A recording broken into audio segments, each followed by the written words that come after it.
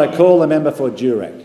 Thank you, Deputy Speaker. Deputy Speaker, I have resisted talking about Brendan Grill's proposed additional tax of $5 per tonne on BHP and Rio. And the reason why I've resisted is because I view it, like many other commentators, that this is nothing more than a thought bubble or perhaps just another media stunt, more attention-seeking. And of course, those who know more about these things will tell you that even if it was possible to tax these two large iron ore companies, that there's no doubt it would get caught up in the Grants Commission model, and the fact is that WA wouldn't receive this extra revenue in any event.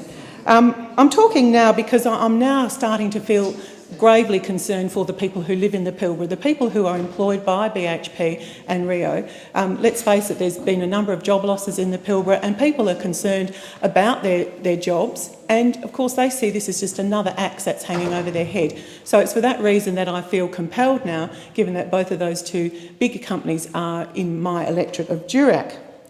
I want to commend to the House an opinion piece by Reg Howard-Smith, who is the CEO of CME in Western Australia, and I want to make just a few quotes out of his article which appeared in the Fin Review today.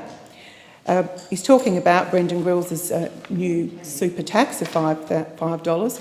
He says his new tax would make WA the highest taxing iron ore jurisdiction, 3 times larger than Brazil, our biggest competitor.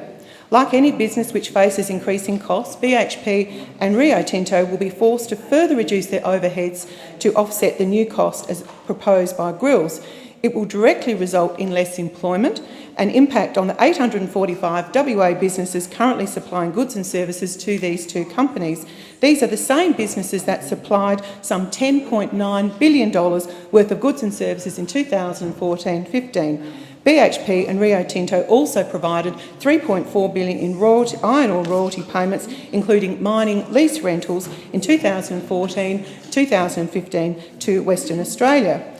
And Mr Howard-Smith goes on further. He says, if Grills was successful, Australia would become the highest tax country in the world, giving a distinct competitive advantage to our global competitors. I agree, Deputy Speaker. He goes on, Grills might have you believe this is the only way forward. Clearly he has had doubts about the mining tax before, and Deputy Speaker, this is a reference to the resources super profits tax which Grills was opposed to. The only difference now is he is looking for votes ahead of a state election in 6 months' time.